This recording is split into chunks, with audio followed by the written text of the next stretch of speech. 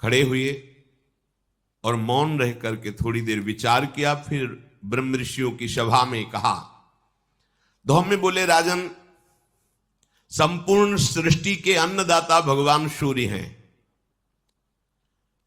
अगर वो उदय ना हो तो अन्न ही पैदा ना हो, उन्हीं से होता है, उन्हीं से अंकुरण होता है, उन्हीं से पोषण होता है, उन्हीं से फसल पकती है। वही जब शुष्कावस्था भूमि में करते तो उसमें बल आता है, वही जल देकर उसमें सींचते हैं। भगवान सूर्य की ही कृपा से अन्न का पोषण होता है। सूर्य तेज को प्रकट करके शुष्क बनाता है भूमि को, और उसमें बल वर्धन करके बीज उगने की शक्ति देता है। फिर जल वर्षा करके अन्न और औषधियों की वृद्धि करता है। फिर अपने तेज से उसी को पका करके प्राणियों के पोषण के योग्य बनाता है। इसलिए अब आप उदास मत हो, मैं आपको एक स्तोत्र बताता हूं जिसका तुम अनुष्ठान करके जो चाहोगे प्राप्त हो जाएगा। धौम्य जी ने आचमन किया और भगवान सूर्य को प्रणाम करके ये स्तोत्र बताया। इस स्तोत्र की बड़ी महिमा आगे वर्णन की गई है कि जिसको धन की चाह हो या संकट निवृत्ति की चाह हो, अगर इस स्तोत्र की कोई चाह ना करके गायन करे, सूर्य उदय हो रहा है और आप प्रणाम करके स्नान करके तिलक आदि लगाकर इस स्तोत्र का तो कभी दरिद्रता नहीं आ सकती, कभी अन्न की कमी नहीं हो सकती। अगर कोई संकल्प करते हैं धन आदि का या संकट निवृत्ति का, इससे निश्चित पूर्ण हो जाता है। धौम्य जी ने आचमन करके भगवान सूर्य को प्रणाम करके ऋषियों की सभा में कहा कि ये स्तोत्र, इसमें 108 नाम भगवान सूर्य के हैं।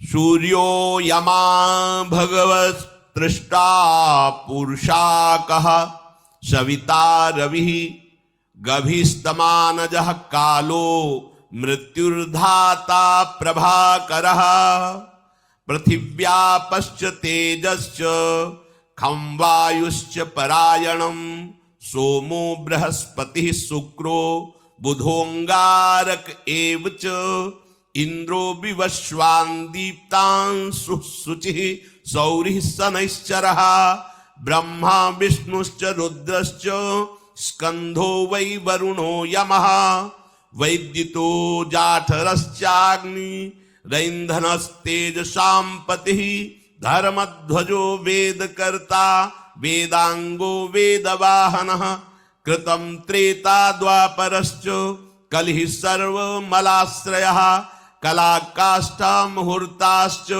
छपायामस्तथा क्षणः, संवत्सर करो स्वत्थः कालचक्रो विभावशुः, पुरुषः शाश्वतो योगी व्यक्ता व्यक्तः सनातनः, कालाध्यक्षः प्रजाध्यक्षो विश्वकर्मा तमोनुदः, वरुणः सागरोऽंशुश्च जीमूत जीवनोरिहा, भूताश्रयो भूतपतिः सर्वलोक नमस्कृतः, सृष्टा संवर्तको वह्निः सर्वस्यादिर्लोलुपः, अनन्तः कपिलो भानुः कामदः सर्वतोमुखः, जयो विशालो वरदः सर्वधातुनिषेचिता, मनः सुपर्णो भूताधिः शीघ्रगः प्राणधारकः, धनवन्तरिर्धूमकेतु रादिदेवोदितेषुतः, द्वादशात्मा रविन्दाक्षः पिता माता पितामह,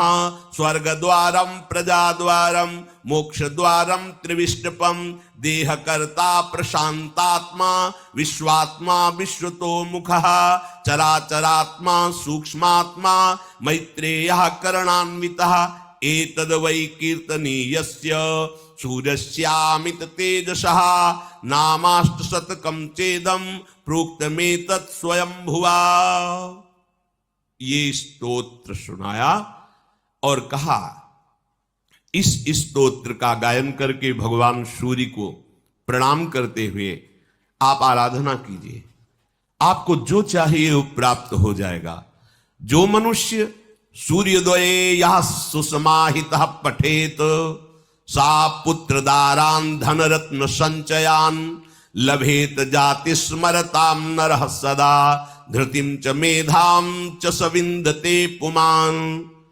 जो मनुष्य सूर्योदय होते हुए भगवान सूर्य के सामने स्नान आदि अपनी दिनचर्या करके और हाथ जोड़ करके ऐसा स्तोत्र गायन करेगा, वो जो चाहेगा पुत्र धन स्त्री रत्न और भी जो सामग्री, स्मृति, धैर्य, उत्तम बुद्धि, सब जो चाहेगा भगवान सूर्य उसे प्रदान करेंगे। अब आप शराब पिएंगे, मांस खाएंगे तो आपकी हिम्मत ही नहीं है कि आप ऐसा कर ले, नहीं कर पाएंगे, और करेंगे भी तो सिद्ध नहीं होगा। असुर भी जब कोई सिद्धि प्राप्त करना चाहते थे तो ऋषियों की भांति दिनचर्या होती थी। आज दिनचर्या क्या, सूर्य भगवान उदय होकर के मध्याह्न की तरफ जा रहे तब लोग उठते हैं तो क्या दरिद्रता, आयुहीनता, अकाल मृत्यु ये सब बढ़ती है, बुद्धि भ्रष्ट होती है, लोगों को पता नहीं है। जैसी दिनचर्या जी रहे हो ये तुम्हारे रोग बढ़ाने वाली, शोक बढ़ाने वाली, दरिद्रता पैदा करने वाली, बुद्धि भ्रष्ट करने वाली है।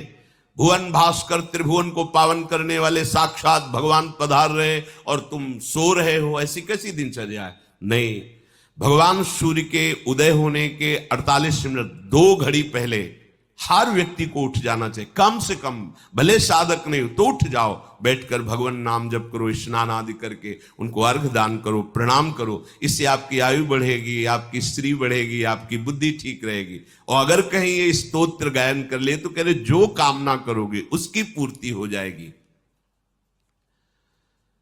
महाराज युधिष्ठिर ने गंगा स्नान किया, फिर गंगा जल का आचमन करके